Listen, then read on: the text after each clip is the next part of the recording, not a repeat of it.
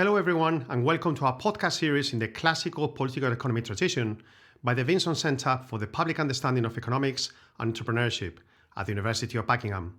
The Vinson Centre runs a series of programs in economics and related fields designed to promote a wider understanding of classical liberal economics and how markets, trade, and entrepreneurship promote welfare in a free society.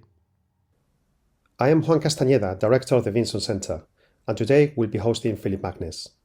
Phillip Magness is a Senior Fellow at the Independent Institute and the David Theroux Chair in Political Economy. He has served as Senior Research Fellow at the American Institute for Economic Research and as Academic Program Director at the Institute for Humane Studies and Adjunct Professor of Public Policy in the School of Public Policy and Government at George Mason University. He received his Ph.D. from George Mason University's School of Public Policy. Today, we will discuss with Phillip Magness the economic calculation debate and whether artificial intelligence can make the socialist dream possible. So, Phil, thank you very much for being with us. Absolutely. Happy to be here.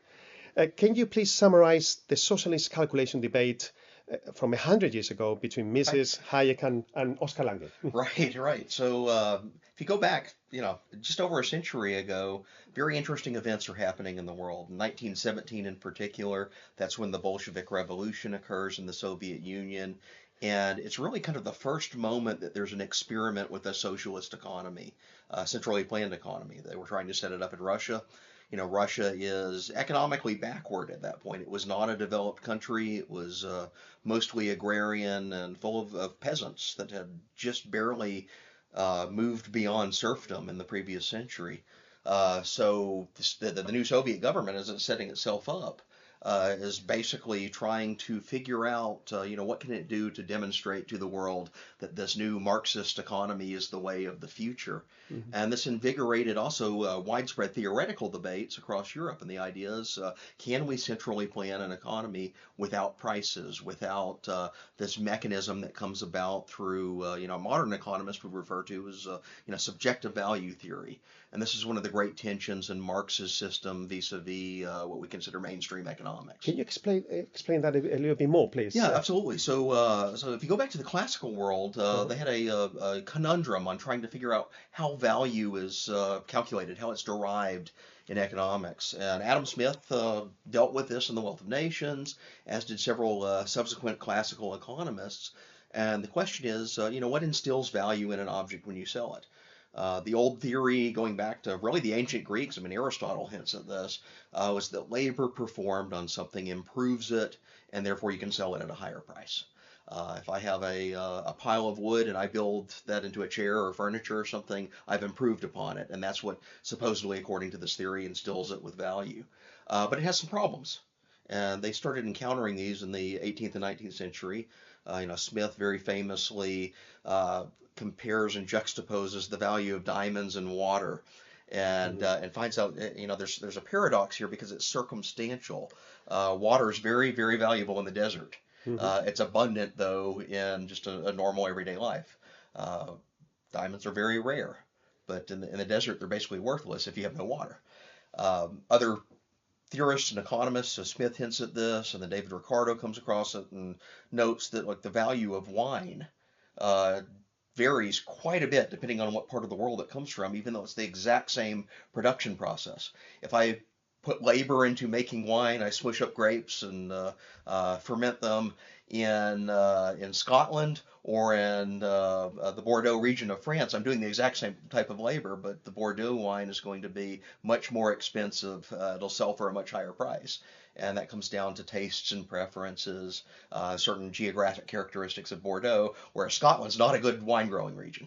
And how is that going to affect this debate about economic calculation? Yeah, so Marx absorbs the labor theory of value. Basically uses it as a building block of his entire system, because his whole notion is that workers are exploited, they're deprived of what he calls their surplus value. That they have performed work to improve upon a product, but it's the owner of the factory, the owner of capital, sells it at a much higher price and then pays them a subsistence wage and takes the difference for himself. And Marx says this is the basis of exploitation. So it's essentially an attack on the entire price system. What happens in the 1870s is a group of economists referred to as the Marginal Revolution, and this is Karl Menger in Austria and William Stanley Jevons in the UK. They solve the problem of value. They come up with a solution to these paradoxes of diamonds and water, or the wine paradox. And they basically say, well, labor theory of value is wrong at its base. It's a misunderstanding of what is actually going into a transaction. It turns out value is derived from subjective expressions of preferences at the margin, or the moment of the transaction, vis-a-vis the next possible unit. In other words, a good's value is basically determined by what I'm willing to pay for it and what you're willing to sell it to me for. And it's that actual exchange that creates the signal. It's not some calculation of all these components of inputs that add up in aggregation and then determine a fixed innate characteristic. And that's precisely that signal, that market signal, that you cannot find in a socialist exactly economy. Okay. So the Austrian school itself, or they were referred to as the marginalist school at that time, start to build an entire theory of prices around subjective value. This notion that the mutual transaction, and it's that point of transaction that the preferences are revealed both by the buyer and the seller. That's where they come to an exchange. And that in turn creates signals across the entire economy that percolate outward. In other words, other people are observing exchanges that occur, and that's a signal to them to, do I enter this market and produce something? Here's an opportunity for me to make money because there seems to be a high consumer demand for this product somebody else is making. Here's my opportunity. And it's really the reaction to those price signals that are being interpreted as the mechanism of where to allocate resources for production. And not in any centralized way, complete decentralized observation of essentially records of historical transactions, which we refer to as prices. And that's kind of where the debate stands in the early 1920s, late 1910s or so. So you have the Austrian school, which is Ludwig von Mises. Is by now he's the third generation of the Austrian scholars that come out of that Karl Menger tradition. So it dates all the way back to 1971. It's a success of intellectual tradition. And he gets into a debate with some prominent socialists who are enthused by this new Soviet experiment that's taking place in Russia. And it's all over, well, can you solve this problem of value in a way that allows for allocation through either a central plan, or is it innate to the characteristics of subjective value that you cannot plan? Because, sorry, Phil, because the socialists at the time claim is that they could replace the market. Yeah. So there could be a central bureau determining, better, actually, much more efficiently, so not only how to allocate resources. Not only do they claim that they could, they claim it's a necessity, and it's the scientific objective of the modern socialist state to establish a bureau of planning, essentially, that would determine, in the place of prices, what production targets happen to be, what goods are needed to meet the needs of the people, to ensure that freedom from want is essentially one of the stated goals. I mean, socialists project themselves as this society of abundance, all technologically planned by experts and mathematical analysis. And the claim here is that that they could pull this off essentially in this old Marxian system of surplus value style calculations of inputs and labor components aggregating together, and then you calculate, based on that, production targets and everything that the Soviet Union essentially attempts to do in the 1920s and 30s. And there's another problem that emerges for it, especially in the Stalin era. He tries to forcibly collectivize the Soviet economy from this agrarian kind of state of very undeveloped economic status and force it into a modern industrial economy. And the idea here is that, he launches planning bureaus, essentially, that set industrial targets, the Soviet Union to compete with the West, and he thinks they're going to outcompete with the West because Marxism is superior in his mind. Socialism is the new scientific system. But what he keeps running into is the absence of price signals mean that there's no basis to actually set the targets. And instead, you have these experts that are just making calculations on a whim. In other cases, they are miscalculating the types of resources that are needed, and you'll get massive overproduction of something that is not in high demand, whereas shortages occur in another sector that's been neglected. And in particular, as he's trying to forcibly collectivize in an industrial direction, what gets neglected? Food production. And there's a massive famine that breaks out, and tens of millions of people starve to death, all while he's trying to shoot for these industrial targets. So you have a real-world example of an attempt at central planning that's playing out in the Soviet Union. Meanwhile, you have this academic debate between Mises and Oskar Lange and some of these other socialists over whether this could be achieved through scientific and mathematical tools. And Mises keeps coming back to it, and he hammers this point over and over again. Says the socialists are completely missing the question here because by depriving this subjective value-based price mechanism, by removing that from the economy, you obviate all signals that could exist to tell people where the transactions are, where the opportunity to profit is, where the opportunity to serve a need that consumers want that currently isn't being met.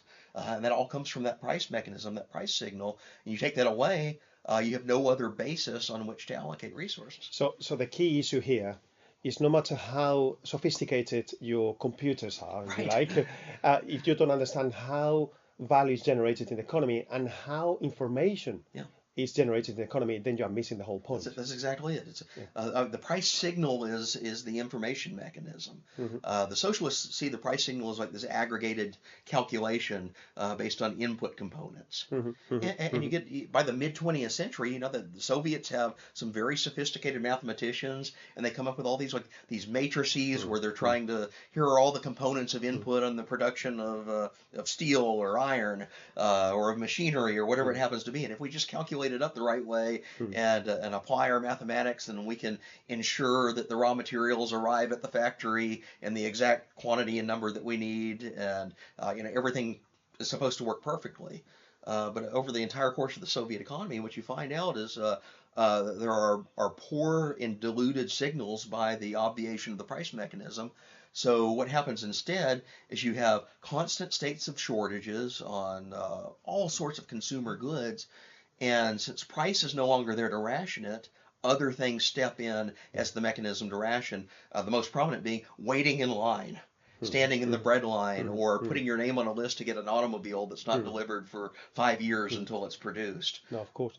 What it was fascinating to me when I read this about this debate back in many years ago now in my graduate school years, is that Oskar Lange himself, he thanked Mises for his criticism, because he thought that his rebuttal to Mises was an opportunity actually to make it clear, that socialism works, and now we have made the right calculations and we are right. But again, I don't think he got the main point. Well, that's exactly it. I mean, the information signal is the main point here, and that's completely lost. If you're it's so in a weird way, it's a technocratic approach to trying to plan an economy. And Lange is developing this in the early 20th century, so he's mathematically more sophisticated than Marx. But you go back to Marx himself, read in Das Kapital in the very first volume, he basically collides with the exact same problem, because he's trying to figure out labor's an input, but it's also a priced output itself. And he can't square the circle, basically. But don't you think that the same analysis you just summarized beautifully in the last few minutes applies to those that nowadays claim that we can have an effective and efficient even industrial policy? Right. Directing production towards some key factors in the economy. Do you think that the same rationale applies to that debate as well? That's absolutely. And industrial policy predates socialism. It's something that actually comes from all different sectors of the political spectrum. There were protectionists on the right that said we need to invigorate industry because this is in our national interest, and it allows for military production, or it allows for economic targets and other things that we deem strategic to being a nation state. But the essence of it, again, is back to a central plan. If you look at industrial policy as it existed in Adam Smith's day, and he's critiquing this, the tariff system itself is out of a mercantile school that targeted strategic industries, as we need to protect our home industry from competition to build it up so our country can be a powerful nation state in the world. So the same argument would apply to a government deciding that a sector, for Absolutely. any reasons, is going to be the key sector in the economy in 20 years to come. So we Absolutely. need to invest in that sector. Picking winners and losers. Yeah. And I point this out to industrial policy advocates today. They are making decisions on who to subsidize and who to protect with a tariff. Both of those economic policies essentially manipulate the price mechanism. They try to set a target price. Especially with tariffs. If I set a tariff rate to protect the home industry, that is to raise the price and keep out the competitors. I'm doing the exact same thing as a socialist central planner. I'd say this is the right price at which steel or washing machines or microwaves should trade at in order for our economy to work. Mm-hmm. And how do I know that without a price signal? And it actually turns out that in the absence of a price signal, other factors start to enter in, and it's just a rent-seeking enterprise. Mm-hmm. I'm actually servicing the lobbyist who's paying me off to put this tariff in place. Mm-hmm. Of course. But over the last, not just recently, this has been historically a phenomenon that has repeated over the years, but especially over the last couple of years with the emergence of artificial intelligence. Yeah. Some people claim that we have now new tools that will improve our ability to process data and overcome the limitations of central planners in calculating prices and indeed allocating resources. So do you think that the conclusions from the debate in the 1920s and 30s change at all? Well, that's the thing. There's always this fantasy. We plug everything into a supercomputer, mm-hmm. and if we have the algorithm right, it will do it for us. So would it be socialism now possible just because we are much more advanced technologically? Well, that's the thing. Again, the supercomputer notion, AI misses the point of the price signal. The price signal is a reflection of the absence of knowledge, of the absence of information. And this is the great Hayekian point. Hayek is stressing, actually, we're in a condition of complete ignorance. And what we are deciphering in prices is a decentralized process of discovery that's coming place between the purchaser, the seller, and the consumer, the buyer. Artificial intelligence, most of these algorithms, they work on probability of observed data. There's data that's coming in from somewhere. It's an input. And some of them are quite sophisticated. It's a probabilistic assessment of basically downloading the entire internet or the Google database or whatever happens to be there, and they look for patterns. They detect patterns, and they'll, you can code the algorithm in different ways, but generally it comes down to basically a normal distribution. You're settling on the mean, the most common representation. But artificial intelligence needs an input still. And if you were to apply that to pricing, and then you take away the price mechanism in an attempt to calculate allocations in its absence, well, you've deprived the very input that you need to run the artificial intelligence. And it ends up, essentially you could come into a circular loop of false information informing more false information. So we go back to square one. Exactly, right? Exactly. Am I right? Yeah. So it's been fascinating, really, Phil. Thank you so much for summarizing this very important issue for us. If you could recommend maybe one or two books for anyone to learn more about the subject. Absolutely. So I go back to Mises' Socialism, which is the classic text. Mm-hmm. This comes out in the 1920s in the midst of this debate. I also say it's worthwhile to read Marx to see the logic of how the planner originated. Now, Das Kapital, even the first volume, is this 1,000-page book, and it's horrendously written. Marx did some shortened versions of it in the 1860s. He gave lecture versions of the, how do you calculate surplus value? And you see the technician emerging in him vis-a-vis the decentralized subjective value theory in Mises. So it's a good point of comparison there. That's great. So thank you again. Thank you very much for your time. It's been a pleasure to talk to you today. Absolutely. Thank you. Thank you all very much for listening. This podcast is edited by the Vinson Centre at the University of Buckingham. You can visit our website at vinsoncentre.com to access our podcast series and know more about the programs and events we host. both in Buckingham and in London. Please subscribe to our newsletter if you want to receive timely information on the Vinson Centre's agenda.